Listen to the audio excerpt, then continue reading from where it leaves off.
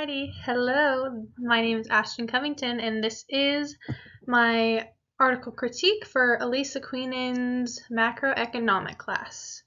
And here we go.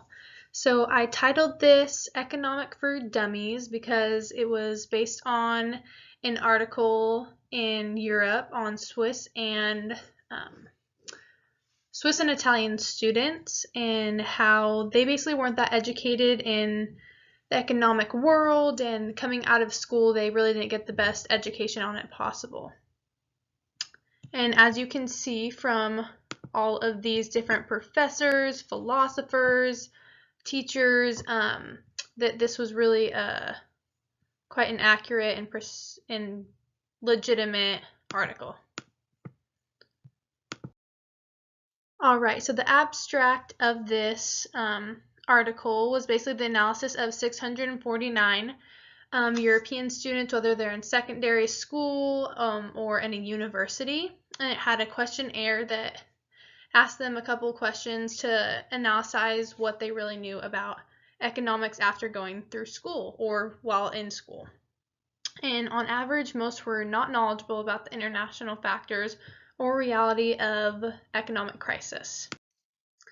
The references, as I showed you on the title page, were pretty extensive. Some good philosophers, sociologists, professors, and things like that. Financial education, or also known as FE, as I'll reference in the rest of this slideshow on that. So 21 countries have made financial education a part of their curriculum to prepare their students for real-life scenarios.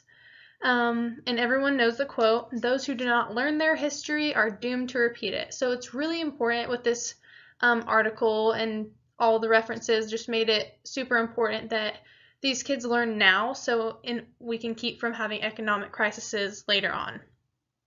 So the problem was the information and necessary skills to be able to confidently compose financial aspects of life the kids didn't know about them.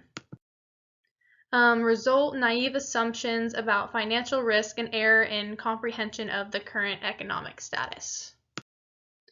And then financial literacy, which is close to financial education. It's just with that education, what the students take and how they're able to talk about economics later on in life and in the real world.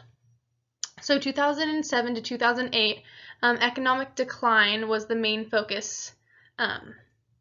These four factors of financial literacy were the main focus. So the four categories are budgeting, saving, borrowing, and investing. In 2007, 2008, these were really what people took out of the crisis and wanted students to really be learning about. Solution to financial education and financial literacy failure. So there were three main questions, or three main things that they wanted to teach the students. So the history of financial crisis, social and political consequences, and lastly but not least, the different measures that could be taken for the government to face these problems. So this table represents basically the number of students that were in the experiment. So male in secondary school. Oh, sorry, that was bad. Let me do that again. Alrighty, so male that were in secondary school in Italy and males that were in university in Italy, and then vice versa for females. And then for Swiss students in secondary school, males and females.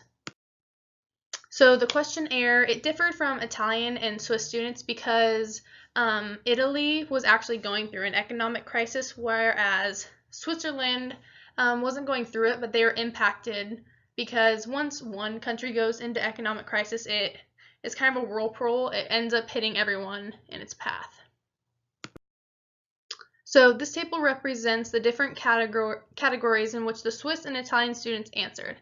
Italian students discussed how it had changed their social economic status, meaning their day-to-day life, and how it would affect their futures. Shown to your right, it gives the different causes of this change.